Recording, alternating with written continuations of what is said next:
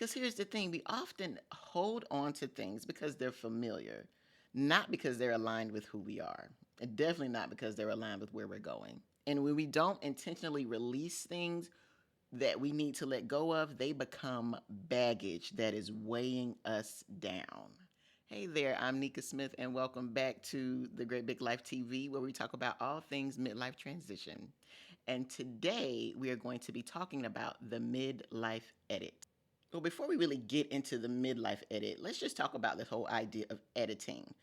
And I want to focus on editing my closet, which is basically something that I don't enjoy, but I've been doing a whole lot of over this last year.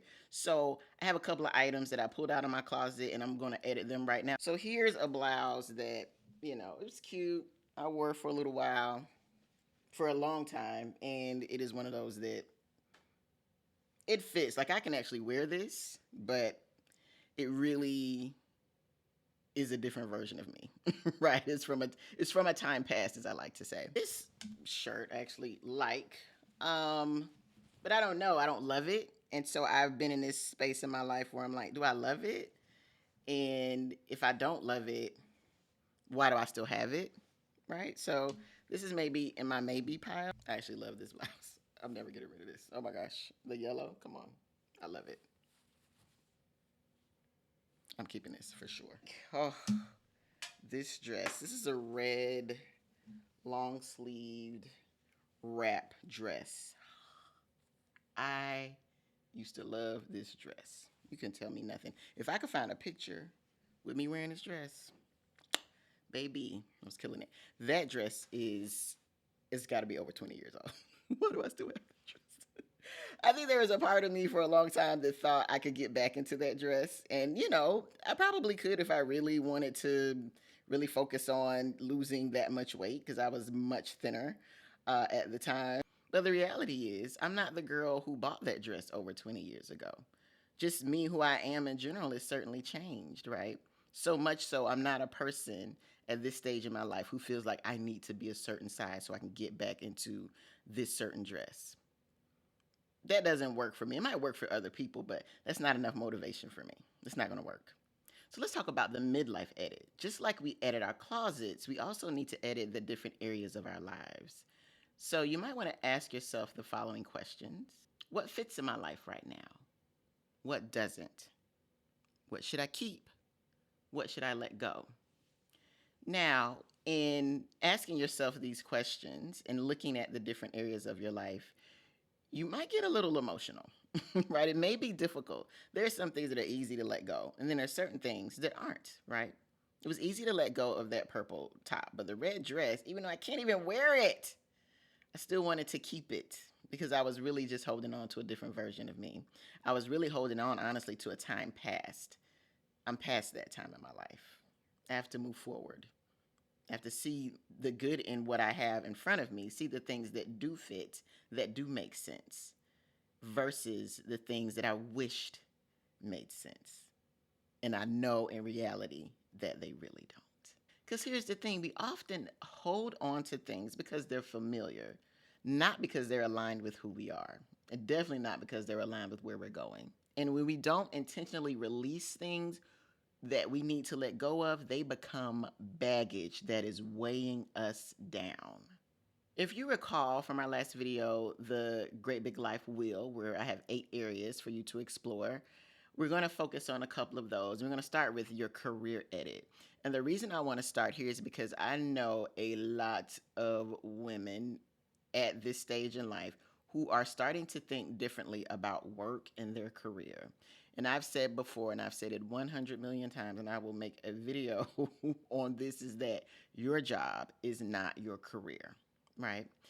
And because most of the women that I work with are overachieving, overperforming women who've been doing it most of their lives, when they get to this part in their career and they don't feel like overachieving or overperforming, it feels very uncomfortable to them. And they don't realize what it is that this transition is happening, but it is. And so this is a great place to start with your edit, is looking at your career. Now, I'll say this again, disclaimer, I'm not telling anybody to go quit their job. Okay, go to your job. If you need the money, go to work. But in that, you still get to think about how could you edit it. You still get to use your brain. You still get to think about that. So what you might ask yourself is, does my work fit in my current goals, values, and energy? And I say energy because at this phase in our lives, energy is at a premium. And a lot of us are doing work that saps our energy. It used to fill us up and give us energy, but now it saps the energy that we barely have. You also might ask yourself, am I still passionate about this? You don't have to be passionate about your job, but if you were once passionate and you're no longer, that certainly could help you begin to edit your career. You also want to ask yourself, am I really just sticking with this because it's familiar and it's safe? And I understand safety. I get it. But you need to be realistic about why you are still where you are, why you're still working there. That is okay if you are. But you need to be aware of that. And sometimes it's not about quitting your job. It is sometimes thinking about, what can I do that fulfills my passion outside of work? Because if you see your job as just a means to make money, then that's what it is. So then, because you know that, you understand that, you decided that, then you can focus your attention on the things that bring you energy. Finding hobbies and different activities that you enjoy that are outside of work. I know for me, when I switched from wishing that things at my job were different, right? When I was working a particular job, when I switched from this idea of wishing that things were different to realizing like this is what it is, my whole perspective changed about it, right? I went to work to make my money and I got to do the other things on the side that I enjoyed. And so because I wasn't so focused on this isn't my passion, I don't love it. I was focused on am I getting paid next Friday? Okay, great. Cool. What y'all need me to do? And then after work, I can do other things. I wasn't trying to overwork myself anymore. You might decide in your edit, hey, I might want to look for another role. I might want to look for a different company. I might want to try something else. I want to do something different. Then that's great. That's okay too, right? That's all a part of the process. But we're looking at the different things in our career, whether it's our salary, whether it's our passion, whether it is, does it bring us energy? Does it take away our energy? Is can we work from home? Can we not work from home? What is it, right? And we're just kind of going down the list and editing and checking those things out. So the next area I want to talk about are relationships, right? Relationships. Over time, we can outgrow our relationships, whether it's friends, colleagues, partners, whatever it is. Sometimes that happens. The people that were once supportive or aligned with our path may no longer fit who we are today, or you might not fit where they are today. Now, that doesn't mean you stop being friends or you leave your spouse or what have you, but it is recognizing, oh, wow, I've shifted and changed, and this person or this relationship hasn't. What can I do here? What can we do differently? So, in your midlife edit, you might ask yourself, who uplifts me? Who challenges me to be better? Who drains my energy or no longer aligns with my values? And that doesn't mean you go and cut everybody off now. All right. That's not what I'm saying. But we do want to recognize those relationships and how they still fit in our lives and maybe how we can redefine them. The next, I want to talk about our emotional life. And I know that seems odd. Like, what do you mean, my emotional life? How do I edit my emotional life? Well, we have a lot of baggage that we carry around, a lot of emotional baggage that we need to edit. If you've been around 40 plus years, you got some stuff. Now, hopefully, you've been in therapy or some type of coaching, or you read some self help books or read your Bible or whatever you do. But there are some things that you really need to sit with when it comes to that emotional baggage. A lot of us are carrying a lot of emotional baggage, self doubt, fear, anxiety, depression, abandonment. We are carrying things that we've been carrying for the last 40 plus years. And maybe at some point, those emotions helped you, right? They helped you get through a trauma, help you get through a breakup, help you get through whatever it is. But some of you are still holding on to it. And that baggage is weighing you down.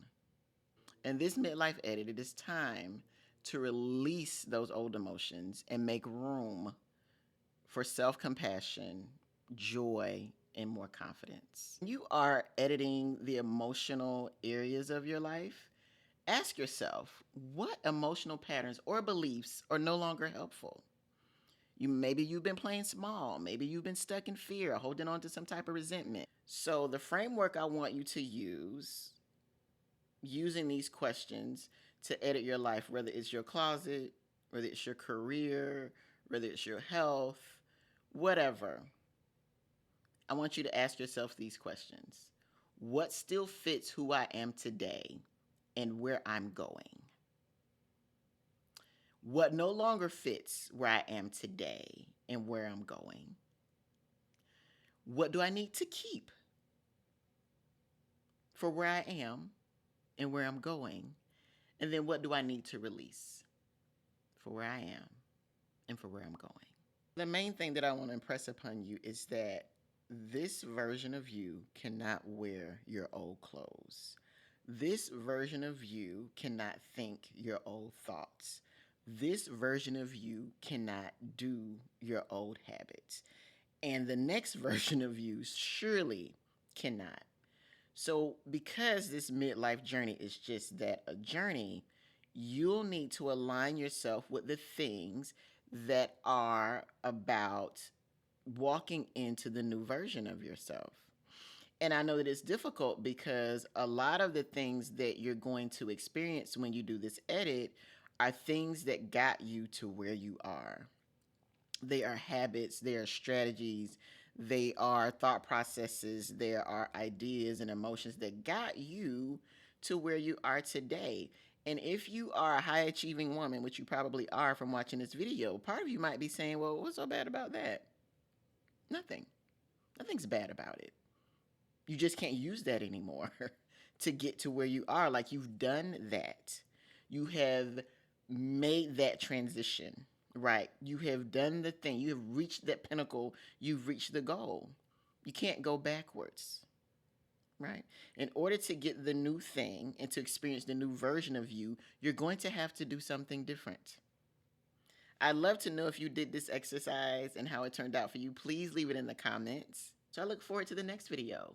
We've audited, we've edited, and next we're going to do some exploration. Looking forward to seeing you.